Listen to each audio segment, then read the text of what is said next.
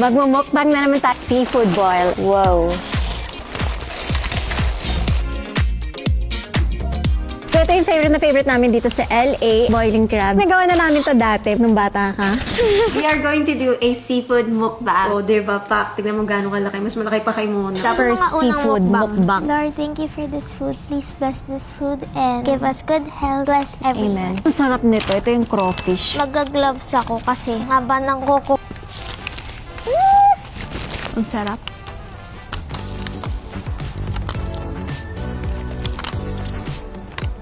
Para siyang mini lobster. Nakikita ko ang dami natin ganito sa Pilipinas. Yung mga farm. Gusto nga ni mama magparami daw. Nabalak na siya. Kaparamihin niya kaso imbis na ibenta niya. Tayo kakain. Oo nga eh. Lugi yung agad yung negosyo. Meron din tayong clam. Manila clam yan, diba? Galing pa to Manila. Para siyang baby lobster. Kasi ang liit. Sarap naman yan. Nakakook pa. Wala ka? Wala. Nangingip ka pa. Supain kita. Tinanong ko lang. Hindi kita bigyan dito. Ang sarap. Kasi ito potato. Ang bet niya, payat na chinito na ano. Sino yun? May ganun ba? Grabe! Daming galing sa atin! Hindi, kasi parang ang specific. Yung tissue, ba't ka nakikinig? Hindi ako kinikilig. Hindi ko sino yung tinutukoy mo. Yun naman bet mo, chinito. Ewan ko, mas importante yung ugali. Mamaya chinito, tis... Makapamilya. Kasi Sino? Bakit ka tumatawa? Tapos pwede to, sip-sipin. Pero kasi ayokong high blood din. Diba, pinatay na nga ako ni Rudy. Pinatay yung ate ko. Matay daw ako last year. Wala akong sakit. I'm very, very healthy. So, ang masasabi ko lang sa inyo, huwag kayo magpapaniwala sa mga hula kasi isa lang nakakaalam ng katotohanan. And that's God. Hulaan kita, magkaka-boyfriend ka this year.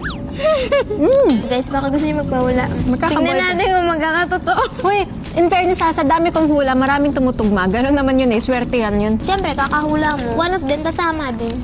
But it doesn't mean... Reliable source ka. Oo. Maniniwala ko kung si Lord nagsabi sa akin. Basta magtiwala tayo sa Kanya. True. Puro konto ah. Paborito ko nga kasi yung mais eh. Talking crab. Ipon. Gusto mo ng shrimp? Balat ka. Thank you. Dapat kasi may boyfriend ka, tagagan. Uy, pero ito, napaproud ako kay Mona kasi... Bakit? Bakit? Ba't ka proud? Ang dami niyang friends ngayon. Yeah! Dati kasi, di ba, lagi niya sinasabi wala siyang friends. So, how do you feel na may friends ka na? I'm happy. Tsaka kasi, for me, mas importante yung quality. Marami na sila. Parang isang Madami batalyon na nga kayo sila. sa video eh. Hindi ba marami? I'm super grateful din sa kanila kasi mas na-experience ko ngayon yung labas-labas, yung kami, ganon. Beach. Yung experiences. Dami nagsasabi, peke daw puwet mo. Eh di dapat peke din puwet ko. King crab.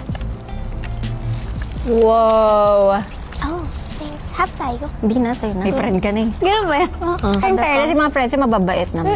Super na-appreciate ko sila. Mas maganda mamili ka ng friends, yung tunay na friends. Hindi kailangan ng marami kang friends. Ito na, King Crab. Cheers! Oh my gosh, para tayo mga bata ulit.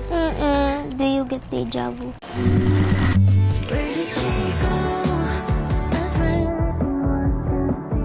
wish I could go back to those.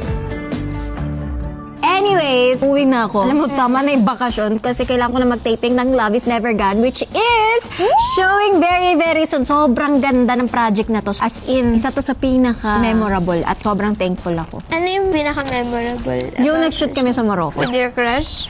Uy, gago ka muna. Ito. Sige, ganyan ka pa. Kamusta yung taping mo? I love it. Ang saya-saya namin. Parang family. Tapos araw-araw ako nandun. Oo, miss ko na nga siya. Umuwi ako 5 a.m., 6 a.m. Laging busy. Pero I'm so excited to watch. Sobrang galing na artista ni Joshua. Ayaw na. Bakit baka... Totoo talaga, magaling talaga siya. Totoo nga. Alam mo ko sinabi. Grabe, hindi siya yung normal na serye. Nagising-sin siya ng crush niya. Kinilig ka? Ayoko na.